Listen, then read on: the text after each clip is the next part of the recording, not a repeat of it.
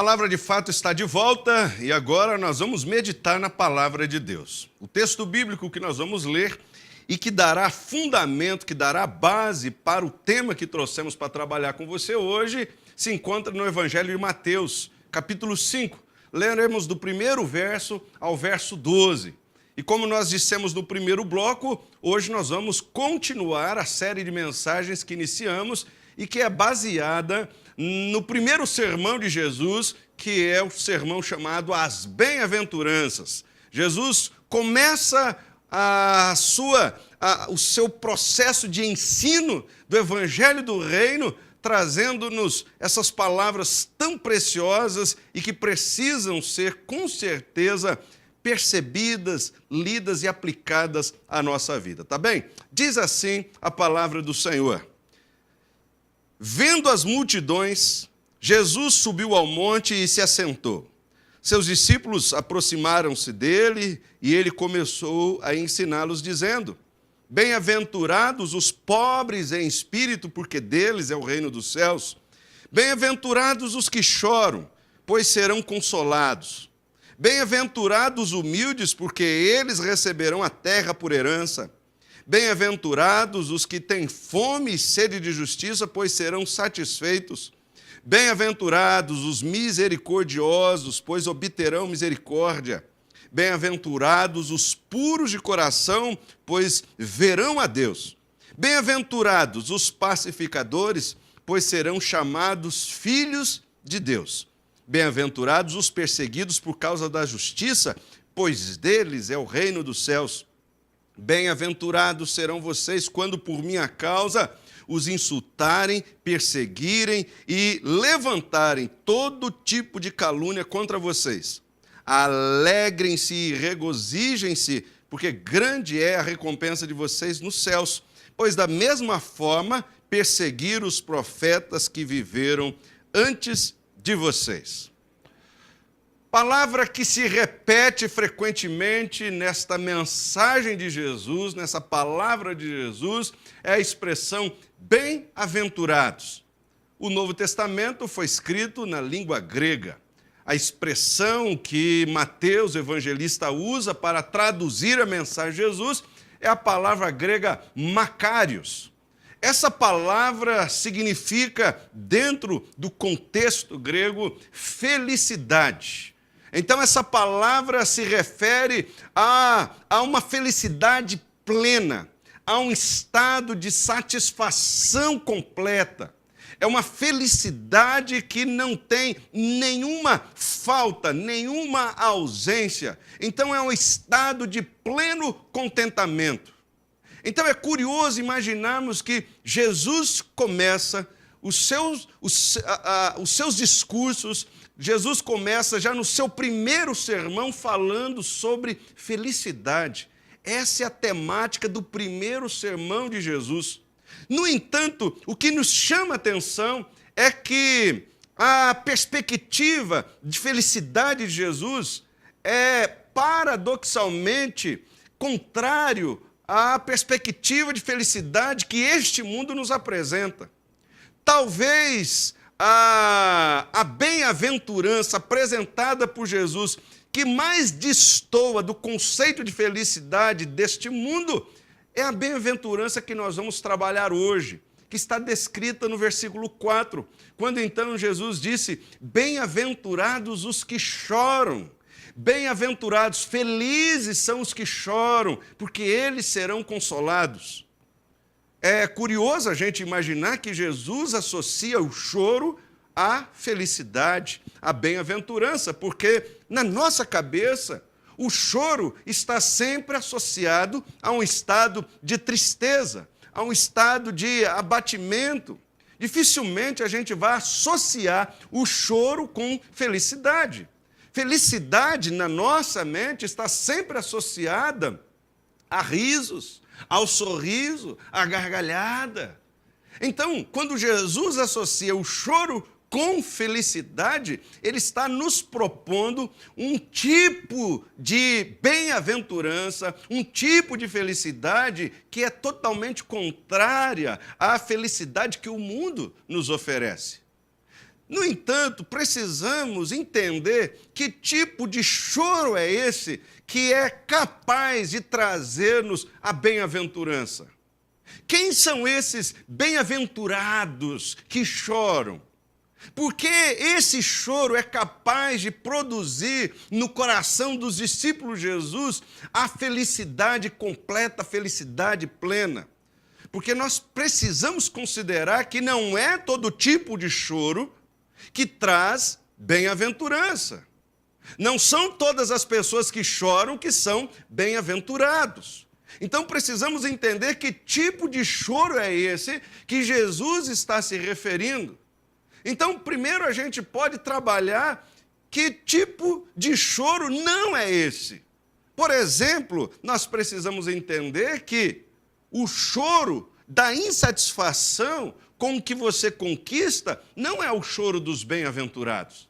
Então, primeiramente, você precisa considerar isso. O choro da insatisfação não traz em absoluto qualquer tipo de bem-aventurança. Porque há muitas pessoas que são discípulos de Jesus. Nós cremos, são cristãos verdadeiros. Pessoas que até estão andando com Deus, mas lá no fundo elas não têm esse sentimento de bem-aventurança, porque realmente não são. Eles não conseguem desfrutar da bem-aventurança prometida por Jesus. Sabe por quê? Porque eles choram muito, mas não choram o choro do bem-aventurado. Eles choram um outro choro. As lágrimas que eles derramam são as lágrimas da insatisfação com tudo aquilo que já conquistaram. São cristãos, são discípulos de Jesus, até andam com Deus, mas são pessoas que foram influenciadas por esse sistema capitalista que nós vivemos, sistema capitalista que é movido pelo consumismo. Pessoas totalmente influenciadas por essa tendência consumista de manter as pessoas insatisfeitas com aquilo que têm. Você precisa entender que se você é alguém cuja mente está sendo totalmente influenciado pelo sistema capitalista, movido pelo consumismo que nós vivemos, dificilmente você vai ficar contente com o que você conquistou.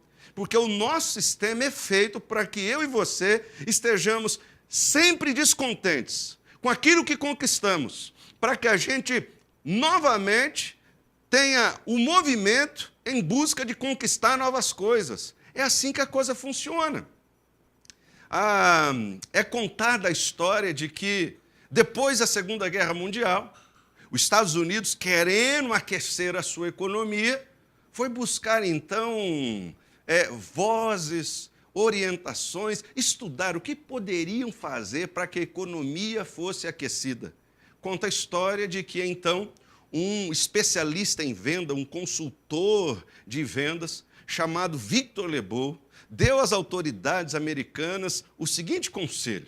E ele, então, disse o seguinte: a nossa economia, enormemente produtiva, requer que nós façamos do consumo o nosso modo de vida, que nós convertamos a compra e o uso de mercadorias em rituais, que nós busquemos a nossa satisfação espiritual, notem bem, busquemos a nossa satisfação espiritual ou do nosso ego no consumo. Nós precisamos de coisas consumidas, gastas, destruídas, substituídas e descartadas num ritmo continuamente crescente. Então, observe, aquilo que dentro da mentalidade desse homem foi planejada, ela foi muito bem executada, de maneira que hoje nós temos essa sociedade que transformou o consumo num ritual quase que religioso. O consumo se tornou, de fato, um meio de contentamento e satisfação. E aí nós somos todos os dias bombardeados por meio da publicidade, propagandas, a olhar para aquilo que nós temos, considerá-lo como algo retrógrado, arcaico, sem valor, para que a gente tenha o desejo de consumir algo novo. Então, o ciclo que gira o consumismo é o sonho. Então, a publicidade planta um sonho em nós. Então, nós temos o sonho. Para a satisfação desse sonho, nós vamos consumir. No entanto, depois que nós consumimos, nós caímos na insatisfação. Aquilo que eu consumi já não me satisfaz. Agora, então, eu vou começar o ciclo novamente. Eu tenho um novo sonho, para a satisfação desse sonho eu vou consumir, mas daqui a pouco eu estou insatisfeito novamente. Então, veja bem, como é que você pode desfrutar da bem-aventurança de Jesus se você é alguém que, mesmo sendo discípulo dele, está sempre descontente com o que você tem? Há quantos discípulos de Jesus? São pessoas que vivem bem. Eles têm o suficiente para viverem de forma contente, para viverem de forma satisfeita, mas estão descontentes com o carro que têm, com a casa que moram, estão descontentes com a roupa que usam, estão descontentes porque não fizeram a viagem para Disney, estão descontentes porque não puderam fazer aquela viagem para o exterior, está descontente porque já estão com a mesma televisão há 3 anos, não trocaram de televisão, estão descontentes porque o carro já faz 4 anos que eles não trocam. Estão descontentes porque o vizinho reformou a casa, mas eles não reformaram a casa, embora a casa esteja sendo usada há apenas 10 anos. Então, observe, existem pessoas que choram, mas choram pela insatisfação. Esse choro não traz bem-aventurança, porque ninguém que é insatisfeito consegue sentir-se feliz. Mas a proposta de Deus para nós é que paremos de chorar a insatisfação e passemos a celebrar aquilo que nós temos, ainda que pouco, ainda que básico, mas nós precisamos nos contentar com o que temos. A Bíblia vai dizer para nós isso nas palavras que Paulo escreveu a Timóteo. A primeira carta de Timóteo, capítulo 6, versículos 6 a 8, olha o que a Bíblia diz. A Bíblia diz: de fato, a piedade com contentamento é grande fonte de lucro, pois nada trouxemos para este mundo e dele nada podemos levar. Por isso, tendo o que comer e com o que vestir-nos, estejamos com isso satisfeitos. A Bíblia, em hipótese alguma, está dizendo que não podemos desejar melhorar nosso padrão de vida. A Bíblia não está dizendo para você que você não deva almejar ter uma rentabilidade maior. A Bíblia não está dizendo que você não deva desejar ter uma casa mais confortável, bens que dê para você uma melhor qualidade de vida. Não é isso que a Bíblia está dizendo. O que a Bíblia está dizendo é que você deve contentar-se com o que você tem. O carro que você tem, você roda com ele há 5, 6 anos, mas é o que você tem. Esteja com ele satisfeito, porque, afinal de contas, ele é bênção de Deus na sua vida. Sua casa, você não a reforma há um tempo. É verdade, ela tem algumas limitações, mas é a casa que você tem. É a casa que cabe no seu bolso. Então, esteja com ela contente. O que a Bíblia está dizendo é que, olha só o que disse o versículo 6. A Bíblia disse: piedade com contentamento é fonte de lucro. Ou seja, a fé com contentamento é essa que nos enriquece. Agora, tem pessoas que exercem fé com descontentamento. O descontentamento produz choro, produz lágrimas. E Jesus vem e diz: bem-aventurados que choram, eles serão consolados. Não é esse choro, o choro da insatisfação. É um outro choro. Existe também um outro tipo de choro que também não traz bem-aventurança, que é o choro da incredulidade. Tem muitos discípulos de Jesus exerceram a fé de crer nele como seu Salvador e Senhor. Há muitas pessoas que entregaram sua vida para Deus. Elas realmente creram que seus pecados foram perdoados por Cristo na cruz. Mas a caminhada cristã é uma caminhada de fé. Você exerce essa fé que te traz salvação, Mas você precisa exercer, ao longo da caminhada, a fé que te mantém convicto de que Deus cuida de você, Deus sustenta você, o Senhor está com você, todas as suas necessidades são providas por esse Pai Celestial. Há muitas pessoas que têm dificuldade de exercer essa fé, ter essa certeza de que o Senhor cuida deles, que o Senhor os sustenta, que o Senhor vai prover suas necessidades, que Deus é aquele que nos momentos difíceis pelas quais passamos, momentos complicados que enfrentamos, sabe, aqueles confrontos do cotidiano, que muitas vezes nos espreme. Tem pessoas que têm dificuldade de entender que o Senhor está com eles e vai ajudá-los. E aí, então, no meio da dificuldade, enfrentando aquele problema, sendo espremido pela situação, começam a chorar. Ah, o Senhor não cuida de mim. O Senhor me esqueceu. O Senhor não ouve as minhas orações. Esse choro não é o choro dos bem-aventurados, porque é o choro da incredulidade.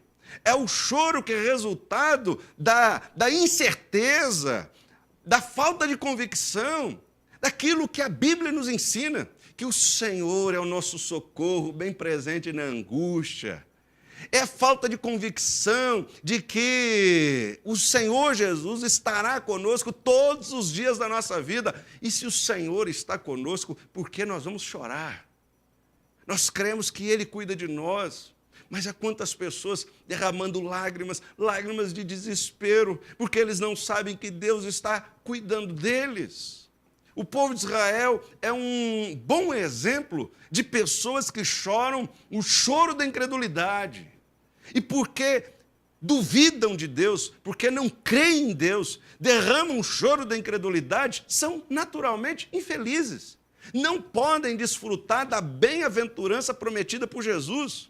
Quando eu falo do povo de Israel, de maneira específica eu me refiro ao momento em que o povo de Israel, após ter saído do Egito, durante anos peregrinaram no deserto sob liderança de Moisés, e agora, quando estão diante da terra que o Senhor lhes prometeu, eles olham para aquela terra, eles não estão dispostos a lutar para ter a terra que o Senhor lhes prometeu, e diante daquela incredulidade, porque eles não acreditavam que Deus poderia dar-lhes vitórias sobre os seus adversários, diz o texto que eles choraram. E olha o que a Bíblia diz então, diz no livro de Números, capítulo 14, do verso 1 ao verso 3, e depois o versículo 11. Diz assim as Escrituras: naquela noite, toda a comunidade começou a chorar, veja, chorar em alta voz.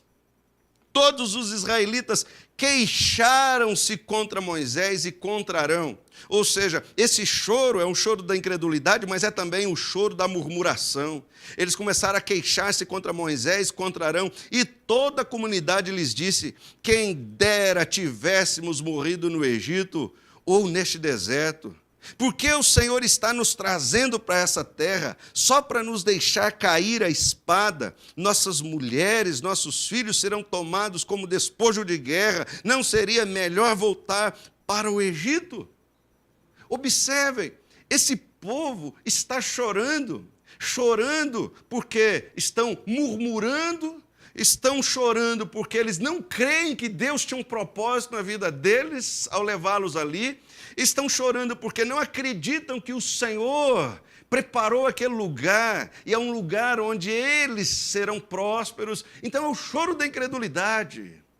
Diz então o versículo 11, na continuidade da narrativa da história: e o Senhor disse a Moisés: até quando este povo me tratará com pouco caso?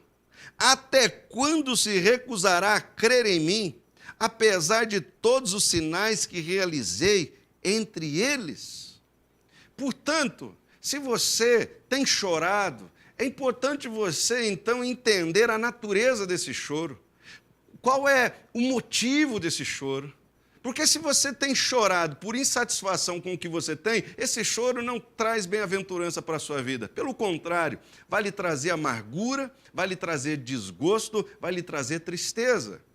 Se você tem chorado por causa da incredulidade, porque não tem crido que o Senhor cuida de você, as palavras de Deus ao povo de Israel se aplicam também à sua vida. Deus estava perguntando, até quando esse povo vai tratar a mim com pouco caso? Ou seja, até quando vão viver nessa dúvida de que eu estou cuidando deles?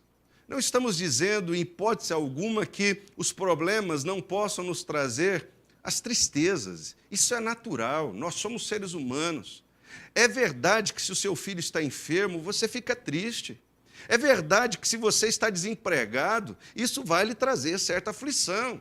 É natural que se você está passando por um momento difícil da sua enfermidade, é óbvio que isso traz para você certa apreensão. Mas mesmo que você sinta tristeza pela doença de um filho, a aflição pela sua própria enfermidade, ou essa preocupação por causa de um desemprego, a bem-aventurança não é um estado de felicidade onde você promove festas. A bem-aventurança tem a ver com uma atitude.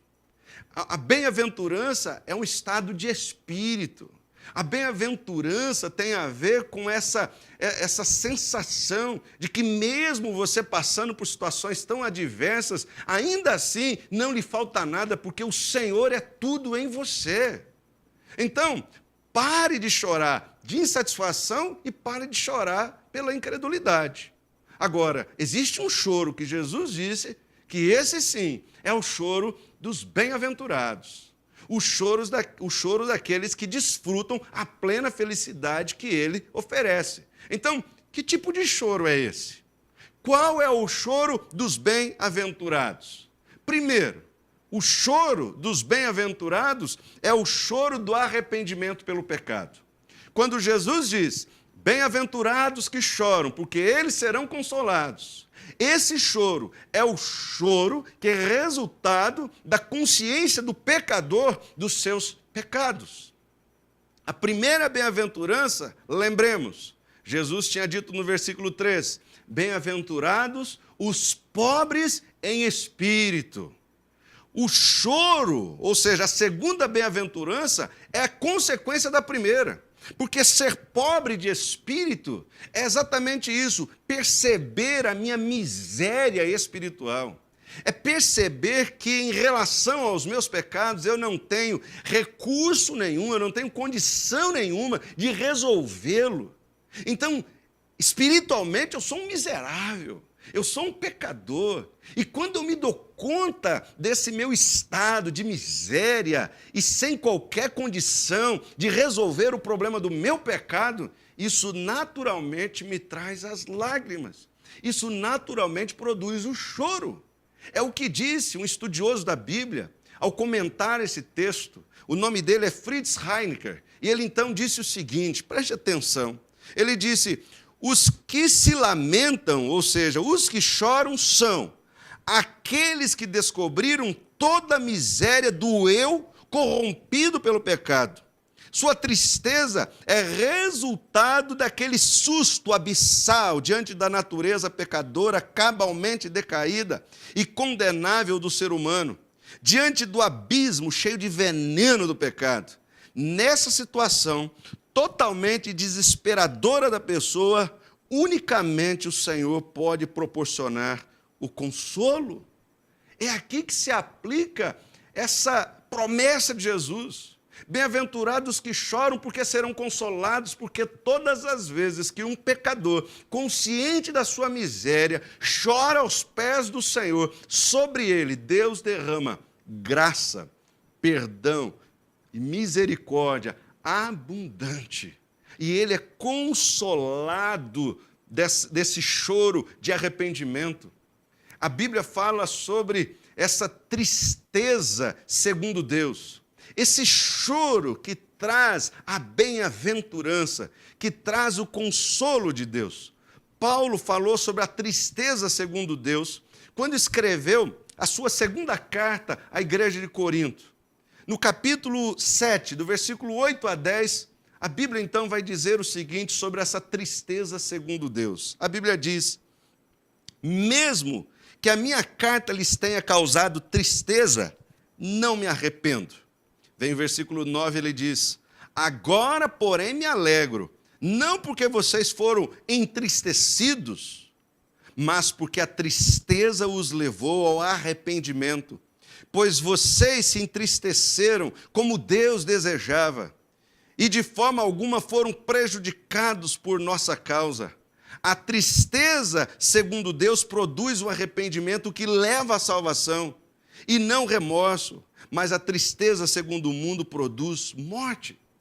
Observe, a Bíblia está se referindo exatamente a esse choro dos bem-aventurados, essa tristeza segundo Deus. É quando o pecador, e aqui a gente entende os 3 níveis do arrependimento.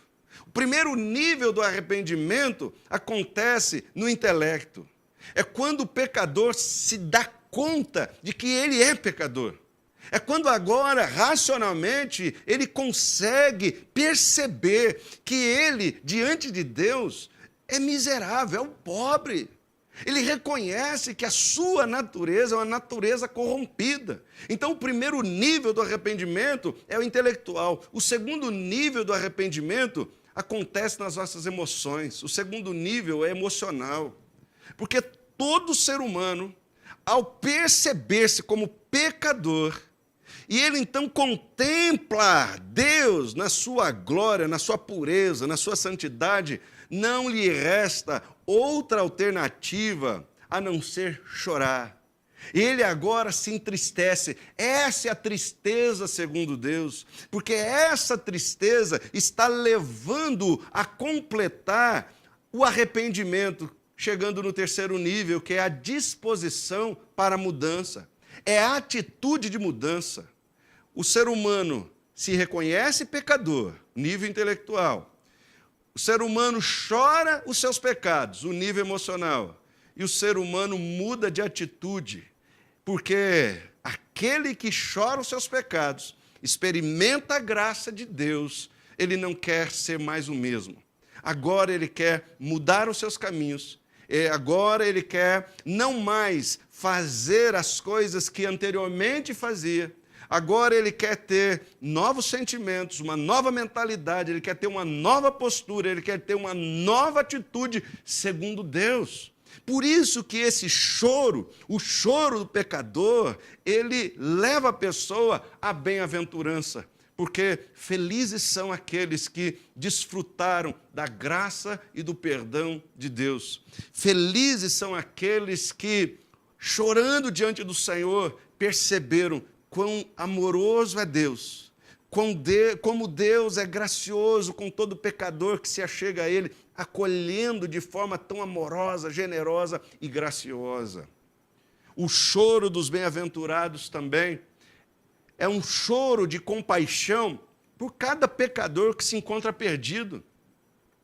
Esse é o segundo tipo de choro que traz bem-aventurança. É o choro pelos pecadores que se encontram perdidos. Porque quando nós olhamos especialmente para Jesus, nós percebemos que Jesus chorou também. Mas o choro de Jesus não foi um choro como que sentindo suas dores, os seus sofrimentos. Não, Jesus, a Bíblia diz que ele chorou em função da dor do outro. A Bíblia, por exemplo, diz que quando ele chega em Jerusalém, percebe os moradores daquela cidade, tão distantes de Deus, tão envolvidos com um tipo de vida, um estilo de vida distante do Senhor. A Bíblia diz que Jesus chorou. Olha o que a Bíblia diz para nós no Evangelho de Lucas, no capítulo 19, versículo 41 e 42. A Bíblia nos diz o seguinte: quando se aproximou e viu a cidade, Jesus chorou sobre ela e disse: se você compreendesse nesse dia, sim, você também, o que traz a paz, mas agora isso está oculto aos seus olhos. Jesus chorou, mas ele chorou por ver as pessoas que viviam perturbadas, viviam sem paz. Jesus lamentou o estado de perdição que elas se encontravam. Esse choro é o choro que nós também devemos chorar.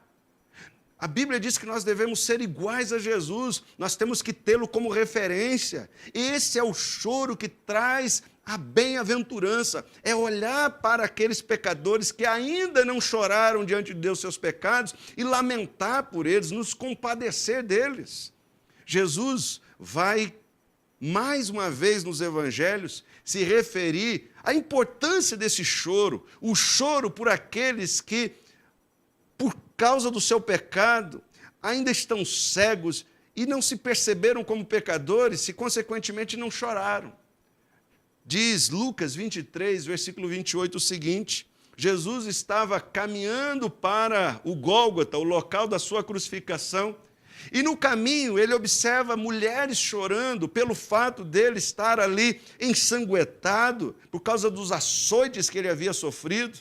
Jesus está ali levando a sua cruz sobre os ombros, sentindo dores terríveis. E é óbvio, as pessoas que acompanhavam aquele cortejo estavam chorando, algumas mulheres chorando aquela situação de Jesus, e Jesus as percebe. E Jesus diz o seguinte, Lucas 23, 28, Jesus voltou-se e disse-lhes: filhas de Jerusalém, não chorem por mim, chorem por vocês mesmas e por seus filhos. Jesus ordenando chorar, Jesus aconselhando para que elas chorassem, mas chorassem o quê? Chorassem o pecado delas e do povo, chorar pelos seus filhos que encontravam-se distantes de Deus. Jesus quer que nós derramemos lágrimas com este fim. Jesus quer que nós olhemos para o mundo, nos compadecemos dele e choremos a realidade deste mundo.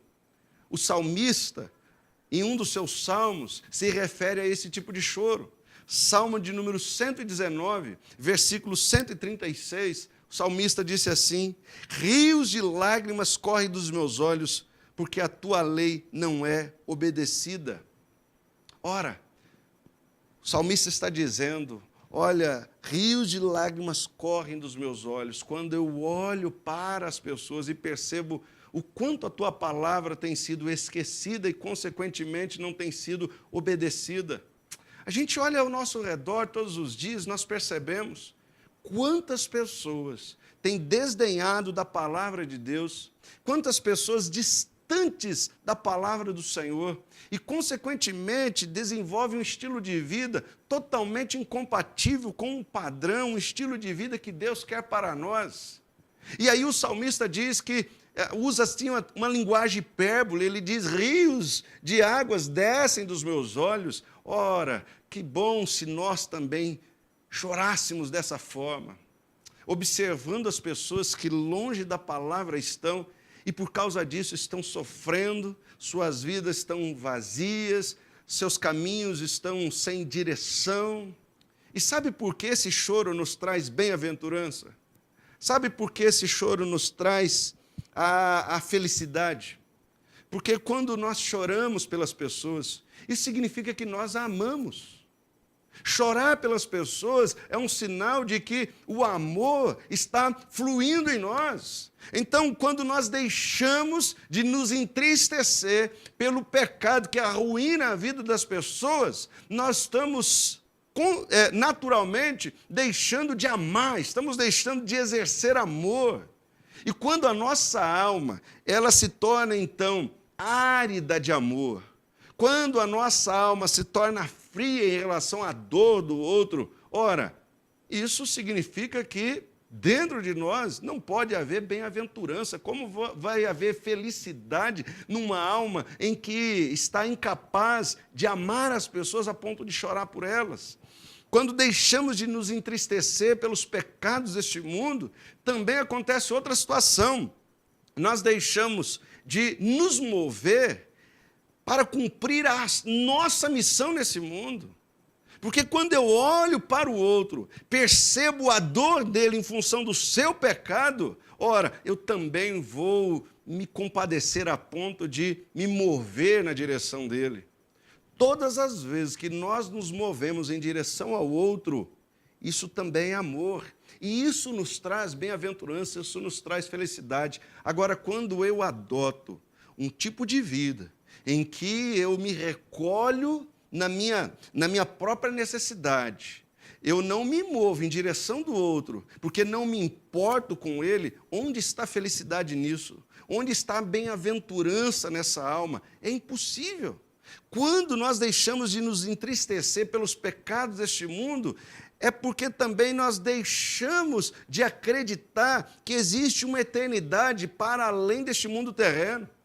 Olhar para um pecador, percebendo como alguém que não desfrutou da graça de Deus, é perceber que essa pessoa está caminhando para a eternidade longe do Senhor. Que coisa horrenda, que coisa terrível. Então, quando eu deixo de perceber a finitude da vida das pessoas ao meu entorno, é porque eu perdi a perspectiva da eternidade. E todas as vezes que nós perdemos a perspectiva da eternidade, ora, a nossa vida se torna estreita demais. Quando a nossa vida se torna estreita, quando a gente consegue olhar para esse mundo sem perceber a eternidade que o Senhor nos propõe, como é que eu posso, então, desfrutar de bem-aventurança? Como é que eu posso ser plenamente feliz? Mas quando eu me importo, eu choro o pecado do outro, porque ele não teve encontro com Deus, é porque eu sei que aquela vida tem uma eternidade a ser vivida. E eu torço para que a eternidade com ela seja com Deus. Então, o meu olhar para além deste mundo me traz uma outra bem-aventurança, que é a esperança da glória. Nós aguardamos o retorno de Jesus. Jesus disse que um dia ele vai voltar, mas a Bíblia diz que essa expectativa de glória, para nós, nos traz esperança. Mas a Bíblia diz que essa expectativa também em nós produz o choro. Existe o choro dessa expectativa do retorno de Jesus. Nós aguardamos Jesus, mas a Bíblia diz que nós aguardamos em gemidos. Sabe onde a Bíblia diz isso? A Bíblia diz para nós no texto de 2 Coríntios, capítulo 5, do versículo 1 ao versículo 5. A Bíblia diz assim: sabemos que, se for destruída a temporária habitação terrena em que vivemos, temos da parte de Deus um edifício, uma casa eterna no céu, não construída por mãos humanas. Enquanto isso, veja o que a Bíblia diz: gememos, desejando ser revestidos da nossa habitação celestial, pois enquanto estamos nessa casa, gememos e nos angustiamos. Foi Deus que nos preparou para esse propósito, dando-nos o Espírito como garantia do que está por vir. Paulo usa uma linguagem figurada, dizendo que o nosso corpo é como se fosse a nossa casa. E ele está dizendo, então, que enquanto estamos nesta casa, nós estamos aguardando a volta de Jesus. Mas esta casa aguarda com gemido, ou seja, nós estamos no estado de choro e de tristeza. Mas a Bíblia está dizendo que quando Cristo voltar, Ele se manifestar, o Senhor então nos dará uma nova habitação. E aí vem o que João, escrevendo o livro do Apocalipse, diz o que será essa realidade na eternidade. Aí sim, nós poderemos ser completamente consolados. Porque essa expectativa da glória de Jesus, ela nos traz o consolo. Nos traz primeiro o consolo de que todas as dores que sofremos nesse mundo, se colocados na balança, não podem ser comparados com o peso dessa expectativa do retorno e da esperança que temos em Cristo. A Bíblia diz em Romanos 8, 17 e 18, se somos filhos, então somos herdeiros, herdeiros de Deus, co-herdeiros com Cristo, se de fato participamos dos seus sofrimentos, para que também participemos da sua glória. Considero que os nossos sofrimentos atuais não podem ser comparados com a glória que em nós será revelada. Então, esse consolo que Jesus promete para os que choram, ele é cumprido na nossa vida, ele se cumpre em nossa vida, obedecendo esse dualismo, o já e o ainda não. Já somos consolados, mas ainda não completamente. Já somos consolados, porque se eu choro o meu pecado, a graça de Deus é sobre mim. Então, sou consolado. Já, porque se eu choro pelas pessoas que amo e me importo e quero levá-las a chorar juntamente comigo os seus pecados, então eu sou consolado por ver que alguns desses também são alvos da graça de Deus e passam a ter comigo a esperança da glória. Mas não ainda completamente somos consolados, porque Paulo disse que nós, neste mundo, estamos sujeitos ainda a sofrimentos. Nós estamos aqui passando por lutas, e quantas lutas nós passamos. Mas aí João vai dizer que quando Jesus voltar, aí sim seremos consolados plenamente. Já somos consolados, já temos a bem-aventurança, mas esse consolo se dará de forma plena quando Cristo voltar. E aí João, descrevendo esse estado de consolo pleno, ele escreve no livro do Apocalipse, capítulo 21, do versículo 1 a 5, o seguinte: então vi um novo céu e uma nova terra. Aqui é o vislumbre de João das realidades celestiais. E ele disse: pois o primeiro céu e a primeira terra tinham passado, o mar já não existia. Vi a cidade santa, a nova Jerusalém, que descia do céu da parte de Deus, preparada como uma noiva adornada para o seu marido. Ouvi uma forte voz que vinha do trono e dizia: agora o tabernáculo de Deus está com os homens, com os quais ele viverá. Eles serão o seu povo, o próprio Deus estará com eles e será o seu Deus. Veja, olha o consolo. Diz o texto, versículo 4: ele enxugará dos seus olhos toda lágrima. Não haverá mais morte, nem tristeza, nem choro, nem dor, pois a antiga ordem já passou. Aquele que estava sentado no trono disse: estou fazendo novas todas as coisas. Portanto, meu querido, se você tem chorado porque você tem vivido nesse mundo e você olha ao seu redor e percebe pessoas tão distantes de Deus, fazendo coisas tão más, tão terríveis. Se você tem chorado porque você percebe essa natureza pecaminosa também muitas vezes manifesta em você. Se você tem chorado porque você tem aguardado esse retorno de Jesus e você tem essa esperança, ora, você já é consolado, mas o será plenamente quando ele voltar. A Bíblia promete que, enfim, quando ele voltar, todas as nossas lágrimas serão enxugadas. Não haverá mais tristeza, não haverá mais dor, não haverá mais sofrimento. E aí sim, poderemos receber essa promessa das mãos do Senhor. Bem-aventurados que choram, porque serão consolados. E aí nós veremos o consolo pleno. Por isso, meu querido, eu convido você, venha ser um bem-aventurado, desfrute das bem-aventuranças, não chore da insatisfação, não chore pela incredulidade, mas chore o choro daqueles que, reconhecendo os seus pecados, buscam em Deus a graça. Graça essa que nos enche, nos transborda e nos faz plenamente felizes. Eu espero que essa palavra tenha sido bênção para o seu coração. Nós vamos para um rápido intervalo, daqui a pouco a gente volta para o nosso momento de oração. Palavra de paz.